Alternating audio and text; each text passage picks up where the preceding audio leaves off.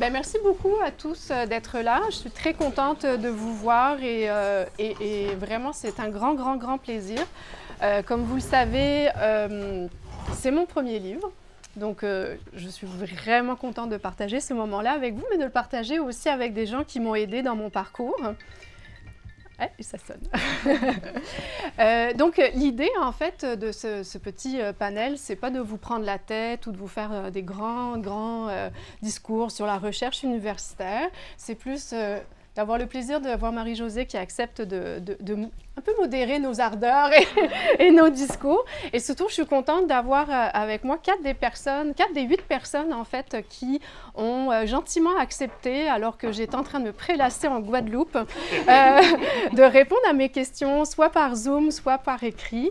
Et donc, j'y vais dans l'ordre. Myriam Beauchamp, qui a un titre super long, mais je vais y aller avec professeur au département de psychologie, mais elle a toutes sortes de chaires et toutes sortes d'affaires. Louise Potvin, elle aussi, toutes sortes de chaires et toutes sortes d'affaires, toutes sortes de directions quelconques, mais aussi en santé publique. Yves Brun, non moins chéré de toutes sortes d'affaires et toutes sortes de subventions aussi très bonnes au département microbiologie. Et Isabelle Ouellette-Morin, qui est à l'école de criminologie, qui a aussi toutes sortes de chaires et toutes sortes d'affaires. Donc, ça vous donne ces quatre, je dirais, représentants ici, vous donne une bonne idée du calibre des gens que j'ai sollicités pour me donner quelques conseils supplémentaires. Mais je vais quand même en profiter pour nommer les 4 autres. Donc, il y a Yoshua Benjou qui a fait un in and out tout à l'heure. Je ne sais pas si j'ai besoin de le présenter. Non. OK. Il y a toutes sortes de chaires aussi. Il y a Pierre Noreau, qui est pas chéré, mais qui a beaucoup de projets de recherche, qui est à la faculté de droit et qui est actuellement à Paris, donc on l'excuse. Il y a Michel Duchesneau, qui a aussi des chaires et qui a aussi plein de projets, donc qui est en musicologie, plus exactement. Laurent Lewis, qui est un département de physique qui ne pouvait pas être là. Et là, je sais que j'oublie quelqu'un, donc c'est pas grave. Les absents toujours tort, de toute façon. Donc, c'est ça. Je vais laisser passer la parole à Marie-Josée. Bien, merci beaucoup, Virginie. C'est un grand plaisir d'être ici avec tout le monde parce que on est quand même... Tu as tout un fan club et ton livre, j'ose espérer, aura tout un fan club parce qu'il fait vraiment œuvre utile. Pour ceux qui ne me connaissent pas, je suis Marie-Josée Hébert. Je suis la vice-rectrice à la recherche, découverte, création, innovation. J'ai appris à le dire dans l'ordre maintenant, à l'Université de Montréal. On se connaît depuis quand même pas mal longtemps. Virginie, quand je t'ai connue, tu étais directrice des subventions. Tu menais ça de main de maître au bureau de la recherche. Et puis, après, tu es allée au projet structurant. Après, tu as eu la piqûre que j'avais déjà eue un peu avant toi de l'intelligence artificielle quand on a travaillé ensemble sur le projet IAR3. Là, on avait vraiment besoin de tes conseils pour comment écrire une très bonne subvention d'1 demi-milliard de dollars. Ça a l'air que ça marchait, hein? Ça a marché en tout cas. Alors, tu nous as aidés.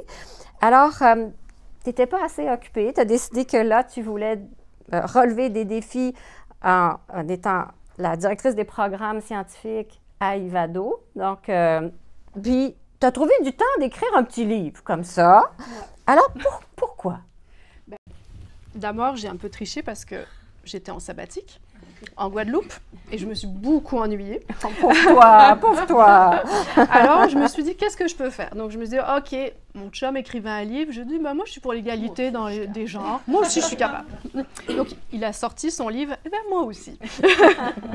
Non, en fait, le livre, plus sérieusement, en fait, c'est qu'il comble une lacune, selon moi, puisqu'il n'y a pas de guide pour écrire des demandes de subventions, puis il n'y en a pas en français.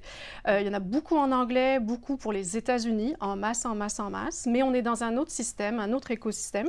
Donc, je me suis dit, tiens, ça vaut la peine. Moi, je suis plutôt francophone. Je vais l'écrire en français, mais wink, wink, pour ceux qui sont intéressés, on pourrait le traduire en anglais pour le reste du Canada. Comme tu l'as dit, moi aussi, je ne rajeunis pas. Ça fait plus de 2 décennies que je suis dans cet écosystème là, du financement de la recherche. Et j'ose penser que j'ai développé peut-être une expertise de niche, certes de niche, mais quand même un peu utile. Et dans le fond, ce livre-là, c'est un peu le bilan de mes 20 dernières années. dans différents bureaux de la recherche, mais beaucoup à celui de l'Université de Montréal, où on a eu le plaisir de travailler ensemble. Et il me semblait, avec ces 20 années de recul, que peut-être il y avait des besoins pour certains de mieux s'organiser et de savoir écrire des bonnes demandes de subventions. Donc, il y avait ça. Et puis, la carrière en recherche, c'est quelque chose d'hyper important, de plus en plus valorisant. Et c'est sûr que tous les chercheurs ne sont pas égaux à cet égard, soit de leur disposition naturelle, soit de l'environnement dans lequel ils évoluent. Donc, je me suis dit, ça peut servir, mais ça peut servir aussi aux professionnels de recherche, aux étudiants, aux postdocs, et bien sûr plutôt aux jeunes profs, mais pas que. En fait, et je m'aperçois qu'à toutes les personnes qui sont ici, ce guide n'est pas pour vous, parce que vous savez tout ça. Donc, mais merci comme de l'acheter. Donc, et comme je dis, moi, je suis francophone, et donc c'était important pour moi aussi d'offrir cet appui à la francophonie, et merci aux gens de l'ACFAS qui étaient tout à l'heure ici. Et puis, c'est ça, la recherche se fait aussi en français. Coucou à Tania Niemann, que j'ai vu quelque part. Et même, on peut bien écrire des demandes en anglais, ce qui se justifie dans plein de secteurs. Le guide peut quand même être utile, même s'il est écrit en français. Et ce qui était important pour moi aussi, c'est ça, de faire parler des experts. Et je considère que beaucoup de gens dans la salle, mais bon, mes voisins de droite le sont. Puis dans le fond, s'ils n'ont pas le temps d'écrire un tel guide, c'est qu'ils écrivent des demandes de subventions. Donc, en fait, j'ai fait votre boulot à votre place, mais je vous remercie infiniment d'y avoir contribué. Alors, on va les faire travailler. Ouais. Hein? Quand même. Là. Bon, alors, on commence. Moi, je voulais, vous quatre, vous ramener à votre première demande de subvention. Ah, oh my God! Bon, pensez-y. Alors, si vous aviez eu le livre au moment d'écrire votre demande, est-ce que ça aurait changé quelque chose? Et si oui, quoi? On commence avec Isabelle. On peut.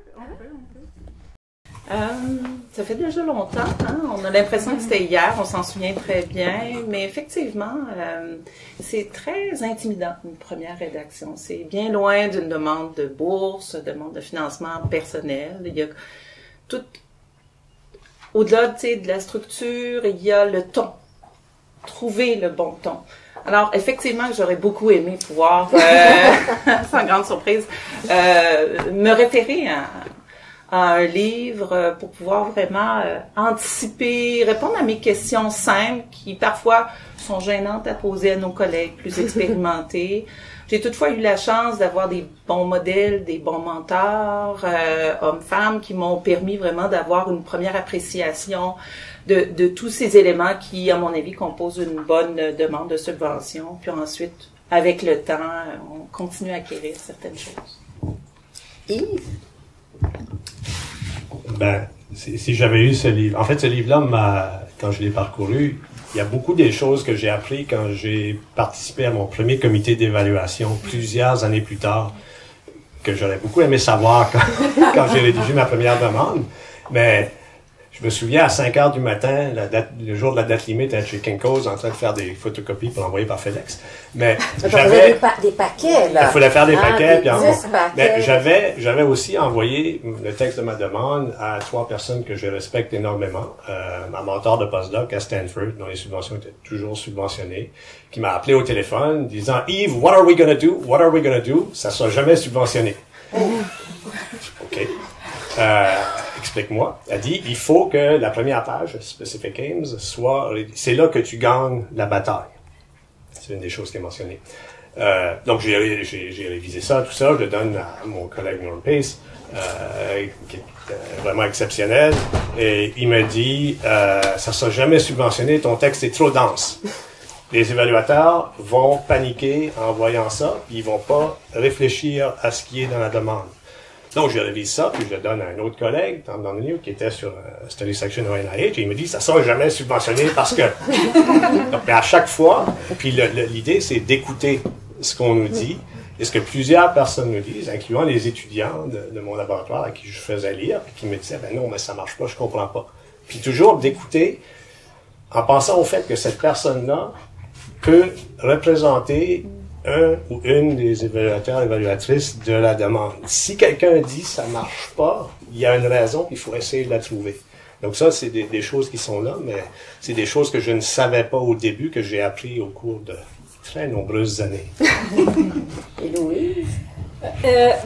La toute première demande de subvention que moi j'ai faite, j'étais au DOC. Évidemment, je l'ai écrit pour mon patron et elle a été subventionnée.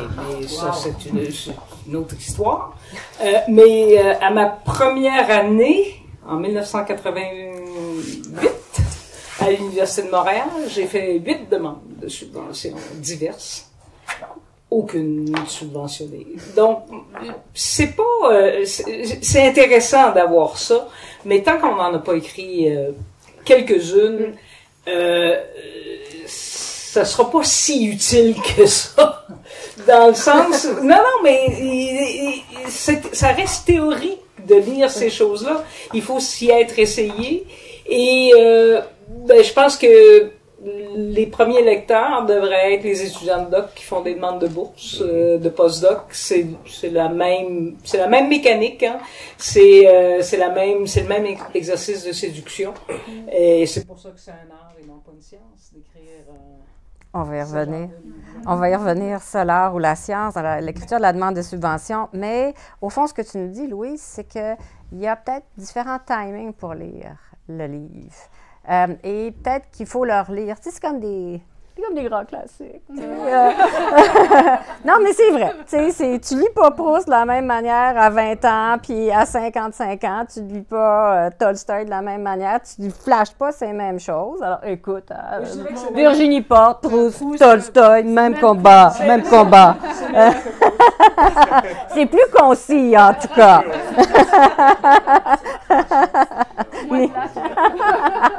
Myriam? Oui, bien, la réponse à la question, c'est oui, bien sûr, que ça aurait été utile. Je pense que ça va de soi. Mais la question me fait réfléchir sur le fait que la plupart des choses qu'on doit faire comme chercheur, on les apprend pas avant d'être chercheur. Puis ça, je trouve que c'est vraiment frappant dans ce qu'on fait. On n'apprend pas à écrire une demande de fonds avant que ce soit le temps. On n'apprend pas à réviser un article la plupart du temps. On n'apprend pas à gérer une équipe. On n'apprend pas... en tout cas, on pourrait continuer. Il y a beaucoup de choses qu'on n'apprend pas, je trouve. Donc, on pourrait avoir de multiples livres, là, ceux qui veulent écrire d'autres choses. Moi, un peu comme Louise, j'ai écrit ma première demande de fonds quand j'étais au postdoc. Puis, je l'ai eu aussi, mais je pense que c'était peut-être un coup de chance, où j'avais une mentor qui m'a aidé assez pour que ça passe, où c'était quand même une plus petite demande, puis il n'y avait pas tant de compétition. Mais en l'absence de ce livre, je pense que c'était bien parce que ça m'a donné l'idée que c'était pas si difficile d'avoir une demande. Donc peut-être ça m'a donné un peu de confiance pour le futur, là, alors que je savais pas du tout ce que je faisais. Plein de choses que si on avait su, on les aurait pas faites. C'est peut-être correct de ne pas le savoir au fond. Moi, je vais vous dire, parce que moi aussi, ma première demande, puis je me rappelle, j'étais encore à Boston quand j'écrivais ma demande et mon superviseur la lisait. Puis en fait, il me faisait écrire une demande pour le NIH. Et dans le temps, je ne suis pas jeune, moi. Alors, dans le temps, c'était le Conseil de recherche médicale du Canada. Ma première demande, je l'ai envoyée au CRM, pas aux IRSC. Et là, j'arrive ici, puis je la fais lire à le directeur du centre de recherche, puis tout ça. Puis là, c'était comme, c'est quoi ça? Ça marchera pas, puis tout ça. Puis il a fallu que je la réécrive. Et tu as dit ça, Virginie, qu'il faudrait potentiellement penser à le traduire pour le public canadien, parce qu'il y a un environnement, il y a une manière de le faire qui est très différent si tu cibles le sud de la frontière ou le Canada ou l'Union européenne. Et ça, il faut être capable de s'adapter au lectorat, mais à ce qui est attendu. Et c'est hyper bien décrit, là, ce qui est attendu. Il faut que ton mindset, ça soit clair quand tu écris. Bien, j'écris pour un auditoire, puis l'auditoire canadien et les réviseurs et l'évaluateur canadien, c'est pas la même chose que l'évaluateur américain ou que l'évaluateur du Royaume-Uni. Alors ça, c'est un élément qu'on doit comprendre, je pense. Louise a parlé de, est-ce que c'est un art, une science? Allons donc là, est-ce que c'est un art ou une science, la demande de subvention? Et je dois vous dire, parce que quand elle était directrice des subventions, elle avait un don. Mais elle me disait, ça va passer, passera pas. Elle est bonne, elle n'est pas bonne, cette demande-là. Là, au début, je disais, ouais, elle a comme une autre opinion. Mais elle avait raison, elle le savait. Fait qu'il y a aussi un moment donné où, à en avoir lu assez, tu étais tout à fait capable de dire, ça va passer, ça passera pas. Tu étais capable de le faire dans les 3 secteurs en plus.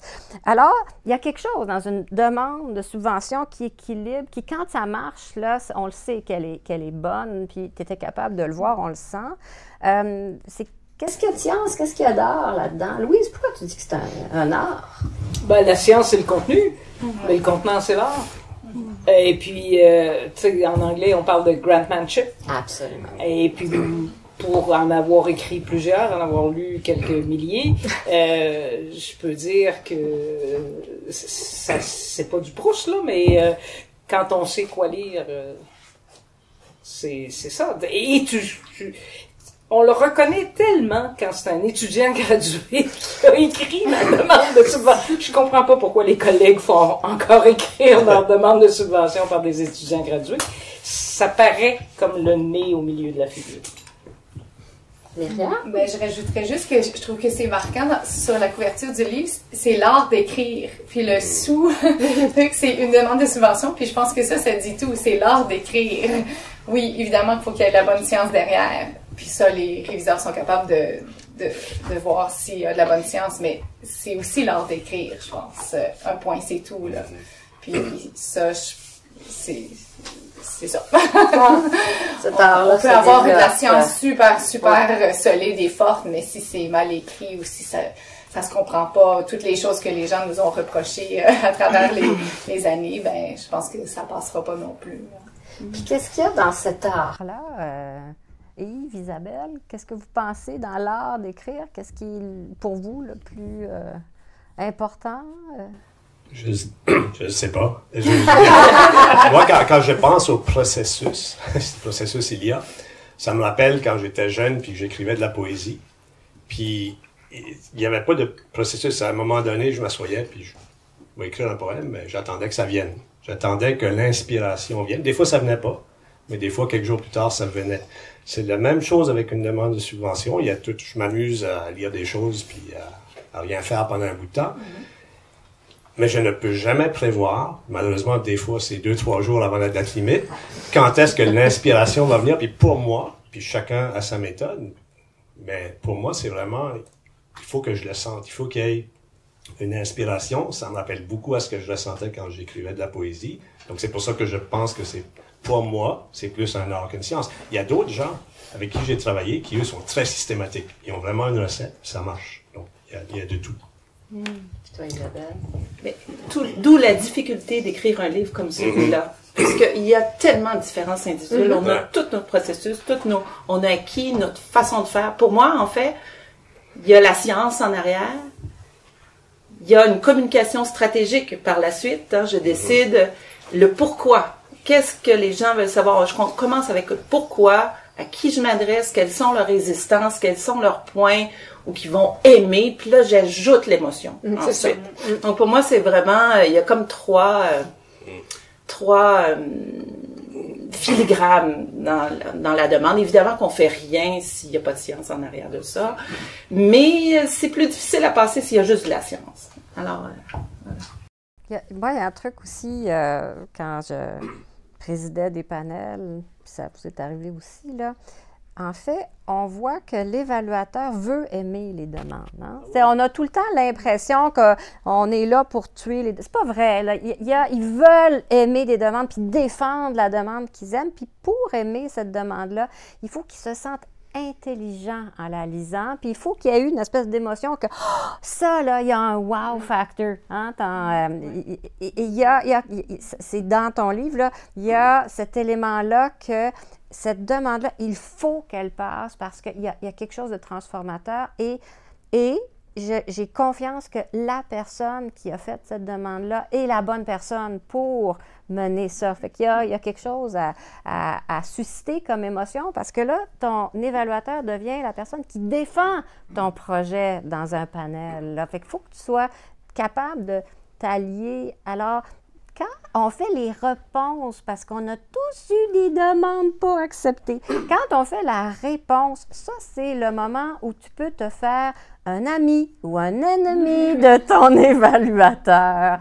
Avez-vous eu des expériences comme ça, vous, de...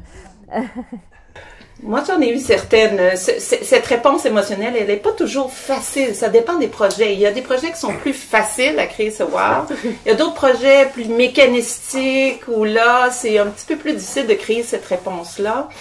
Donc, parfois, il y avait un évaluateur dont je me souviens que par 2 reprises, j'ai eu des financements transitoires, mais à 2 reprises, ça accrochait pour avoir le financement complet.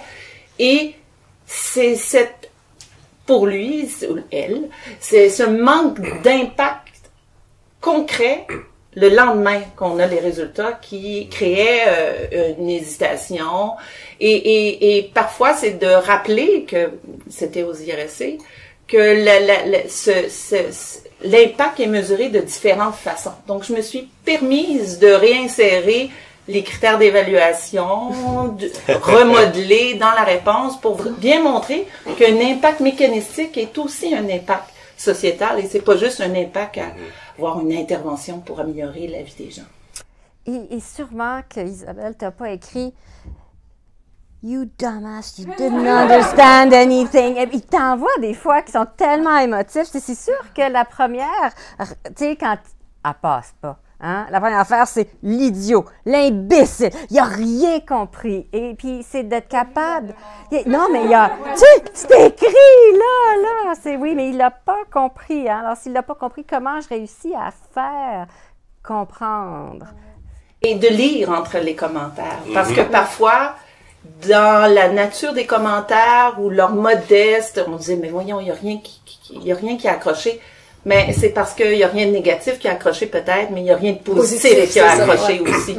Donc, parfois de savoir lire entre les lignes, puis essayer de comprendre ce qui n'a pas été dit. Ce qui est dit, mais ce qui n'a pas été dit aussi et auquel il faut trouver une façon de répondre, mais stratégiquement. Stratégiquement et poliment, toujours. On a fait la métaphore l'art ou la science. Si on faisait une métaphore de combat de boxe, parce que quand on est chercheur, on tombe sur le tapis. Il faut être capable de se relever. On se bat peut-être pas contre quelqu'un d'autre, bien que des fois, les évaluateurs, on aimerait ça mettre les gants, mais on se bat peut-être plus contre nous-mêmes. Mais il y a ce moment-là où est-ce qu'il faut que tu sois capable aussi de retourner à ta petite chaise, là, prendre du temps, puis sentir qu'il y a des gens autour de toi, une équipe. Est-ce que le livre, ça fait partie de l'équipe qui va t'aider à relever, puis à y retourner, puis à gagner ton combat? Comment ça va jouer un rôle alors, là-dedans? Est-ce que je peux te dire ce qui est drôle que tu prennes la métaphore de la boxe? Parce que justement, Yoshua Bengio utilise cette métaphore-là. Ah, je savais tu le ferais pas. trop. Non, c'est vrai. Il a une mauvaise influence sur nous deux. Probablement. Et dans le fond, ce qu'il disait, ce qui est dans le livre aussi, c'est oui, on se prend des coups, mais c'est aussi ça la boxe, il faut se relever. Il faut se relever, et puis si on va avec la métaphore, mais oui, il y a toutes sortes, il y a le public qui te regarde, mais tu as des coachs, et ça, je pense que c'est important aussi, puis vous allez sans doute pouvoir le dire bien mieux que moi, mais en fait, c'est vraiment pas un exercice solitaire d'écrire une demande de subvention. Bien sûr, quand on est dans des bureaux de la recherche, et je vois mon collègue Donald, c'est notre pain quotidien, mais même à tous les jours, en fond, vous n'êtes jamais seul. Et en fait, si quelqu'un écrit tout seul une demande de subvention, ben, il a un problème. Absolument. problème. Absolument. Ouais. En fait, la recherche, c'est un sport de contact. Hein?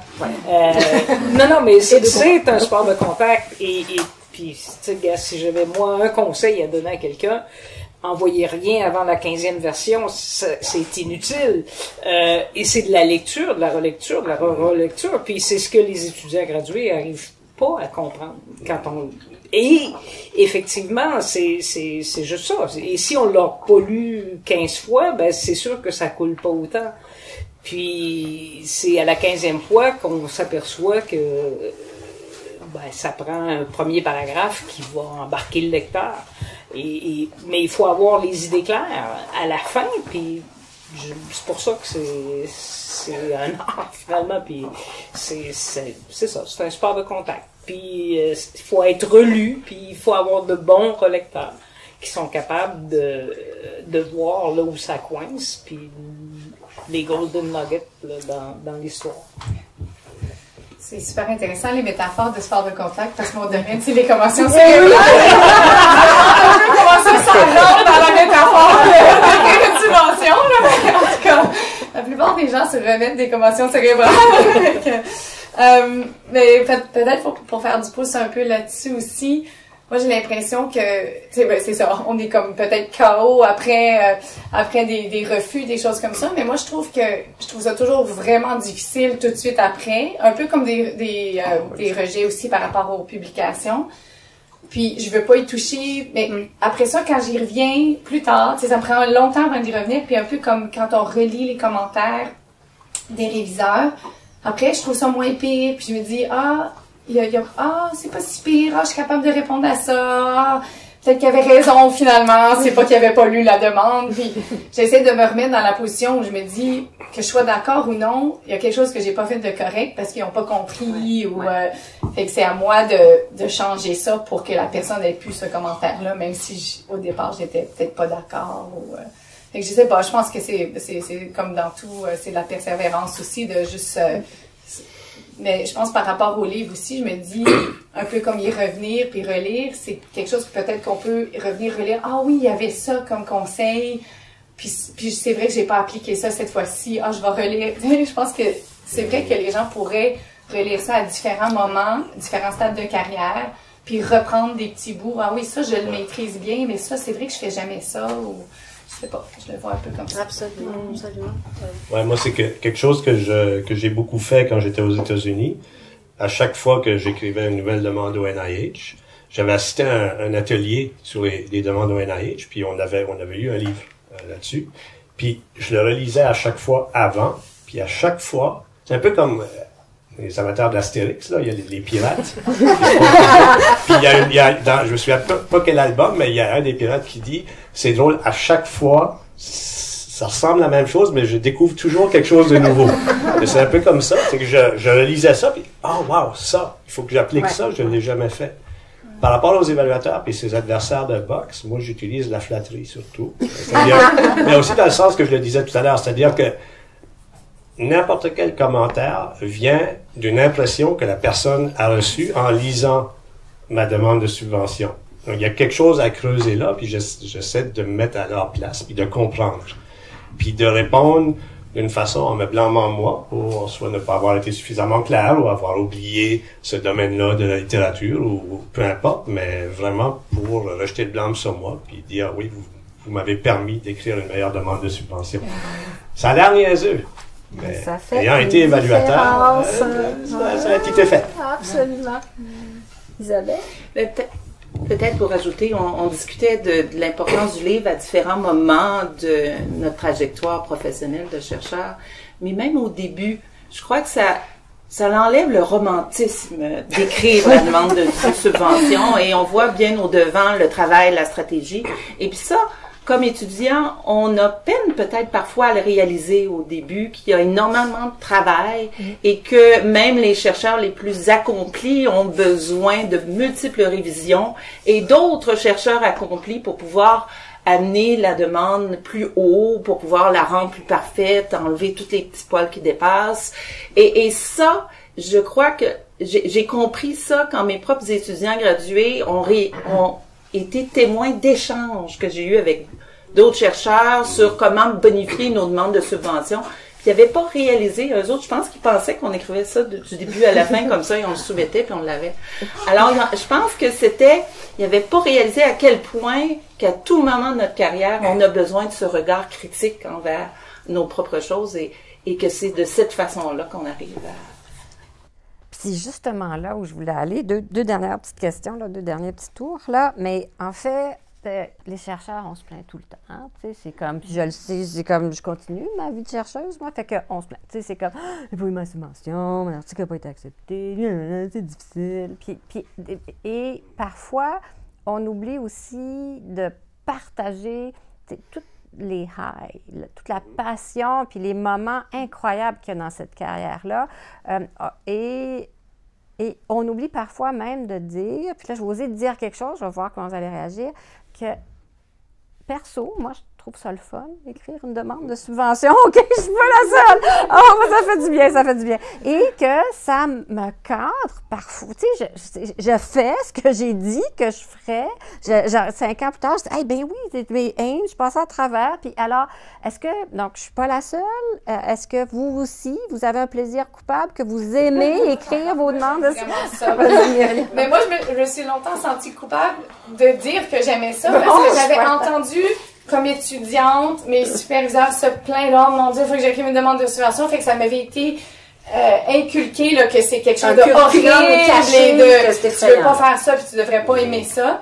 Puis j'ai découvert que j'adore, c'est une des choses que j'aime le plus faire. Puis là, bouchez vos oreilles, le BRDV puis la FAS, mais j'aime réviser les demandes des autres, tu sais, pour voir comment on pourrait mieux.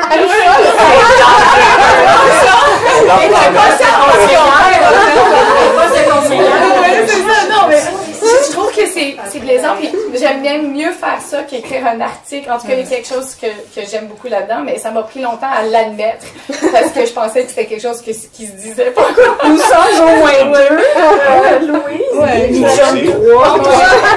Ben moi, les gens dans mon labo pensent que je suis fou parce que depuis le début de l'écriture de demande de subvention, à un moment donné, tu sais, j'ai une idée.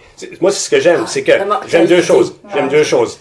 Le fait que je peux utiliser ça comme excuse pour dire non à plein de monde. Et le fait qu'on a le temps de vraiment penser de façon profonde, approfondie. Mais, tu sais, quand tu as l'idée, là, moi, je sors dans mon labo, j'adore écrire des demandes de subvention. Ils me regardent comme, qu'est-ce que t'as? Puis là, je vais expliquer à la personne qui est la plus pertinente par rapport à ce que je viens de trouver, là, pourquoi je suis excité. Parfois, ils vont me dire, ben oui, c'était évident. Peut-être pour toi, mais pas pour moi.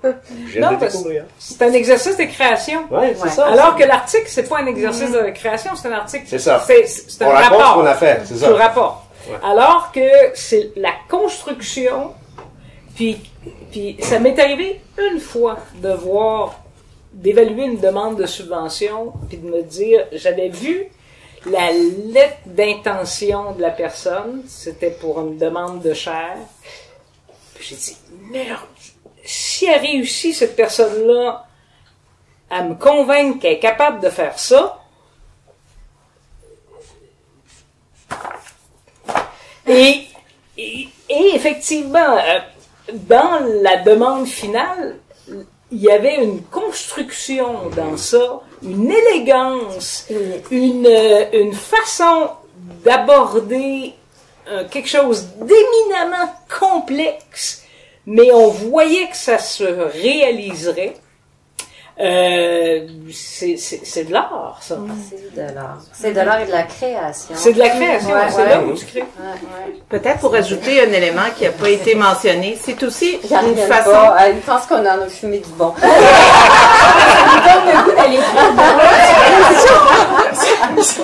La première version est plus agréable que la quatrième.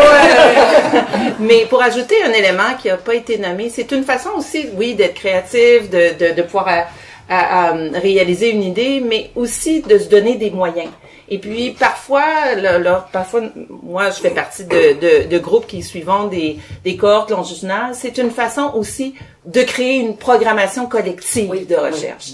Et puis ça a aussi un avantage, ça a des effets structurants sur nos activités de groupe aussi. Oui, absolument. Bon, ben là, on va parce que quand même, hein, ça fait longtemps qu'on jase, puis là, ils vont appeler l'ambulance si ça continue. Ils vont penser qu'on est complètement fou alliés. Mais un petit souvenir cocasse, une anecdote autour de vos subventions en finissant? Ben, moi, j'ai contribué à écrire, comme co-chercheur, à écrire une demande de fonds qu'on a soumise 7 fois puis qu'on n'a jamais eu. Fait que j'aimerais juste partager ça. Un peu comme les gens qui font leur CV de leur pas-succès, là, de leurs failures, là, excusez le mot en anglais, là, mais de leur déception et tout. Mais, tu sais, des fois, on est bon, puis des fois, ça marche pas. Et tu vois, Myriam, j'ai une collègue qui l'a soumis une 8e fois, puis elle l'a eu. J'aurais dû... C'est une de mes mentors, Solène Nupien, qui m'a dit... On l'a soumis ailleurs après, puis on l'a eu dans un autre organisme. Fait que tu vois, c'était pas le bon... Ça, des fois, c'est pas le bon match. Non, hein, c'est ça. Louise? Dans mon domaine, c'est très difficile de soumettre au NIH. Parce que la santé C'est publique, public, ouais. C'est pas leur tasse de c'est pas leur affaire. Ben, ils le font, mais, Ouais. mais c'est très contextualisé. Puis, alors, j'ai soumis une demande dans ma vie au NIH en 1994. Je suis arrivé au 97e percentile, donc était dans le top du top.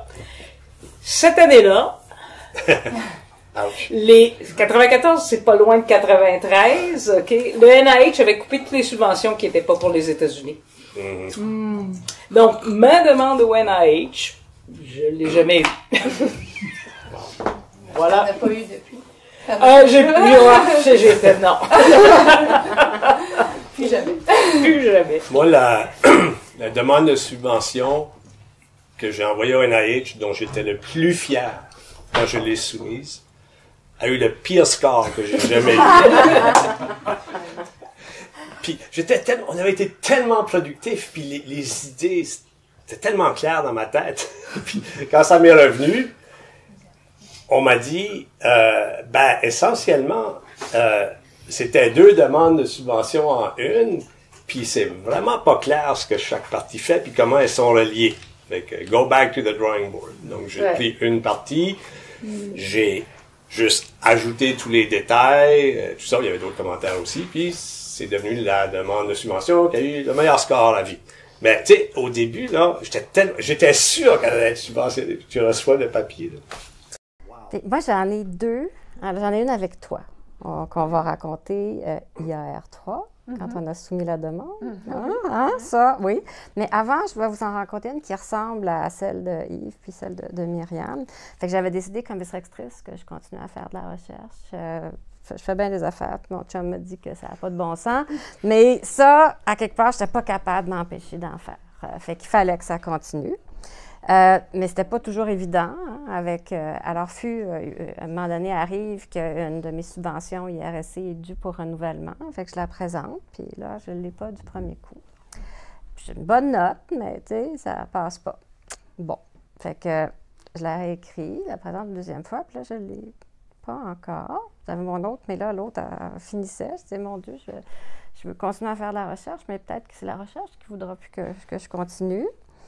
Et là, je me souviens, c'était la 3e fois qu'on soumettait la demande. Et puis en plus, je faisais ma clinique de transplantation au CHUM. Fait que j'étais en clinique et puis il y avait mon associé de recherche qui était au CHUM. Puis là, elle me dit, elle me texte, les résultats sont sortis.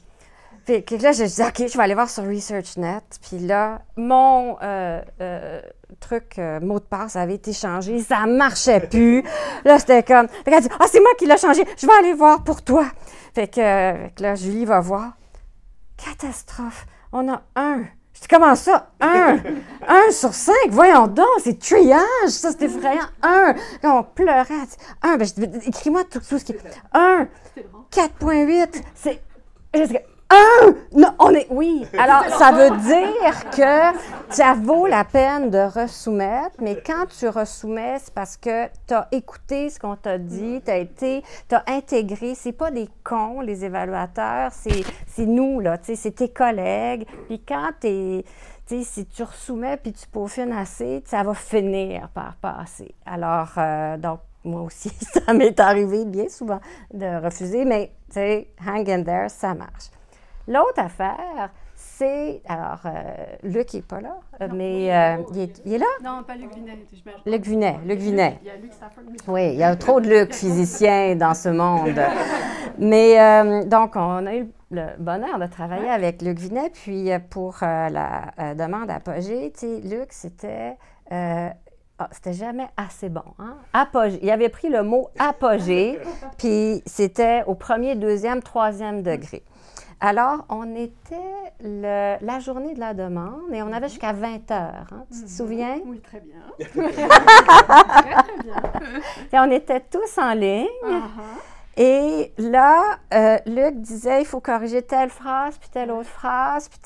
Puis là, à un moment donné, David envoie un message en disant, on va rater la date de DCT. Et là, on était comme toutes catastrophées. Puis là, à un moment donné, c'est votre énergie à David et toi, que là, c'était comme, non, mais on ne va pas laisser un demi-milliard sur la table parce qu'on corrige des coquilles. Alors là, j'avais écrit, OK, Luc, il y a juste toi qui parles, personne d'autre. Puis là, à telle heure, elle est soumise, puis on pèse sur le piton. Et le soupir de soulagement quand David a fini par « C'est toi, c'est toi, c'est toi! » Alors, comment tu t'es sentie? Franchement, j'avais des petites larmes. Et ce jour-là, je me souviens, mon fils rentrait au secondaire dans une année quelconque. Je ne savais même pas qu'il avait fait sa rentrée parce que c'était le 31 août.